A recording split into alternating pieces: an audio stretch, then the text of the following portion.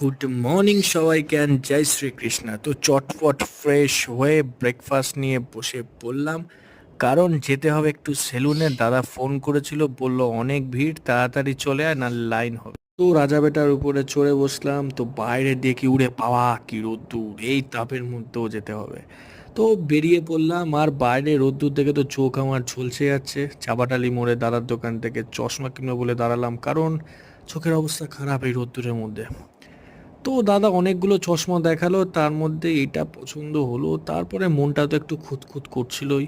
তো নেক্সট একটা চশমা নিলাম, এটা দেখে মনে হলো যাই হোক, আর বাছাই করে লাভ নেই, এটাই নিয়ে নিই, দেরি হয়ে যাচ্ছে ওদিকে। ও আর দেরি না করে চটপট বেরিয়ে পড়লাম জোরে বাইক চালিয়ে। অবশেষে পৌঁছালাম দাদার দোকানে। গিয়ে দেখলাম ভাই সাহেব বহুত ভিড়, আমাকে দাঁড়িয়ে থাকতে হবে। ও অবশেষে বসার সিট পেলাম, আর ঠান্ডা ঘরে তো মনটা উড়ু উড়ু। তো দেখা হচ্ছে পরের পারে।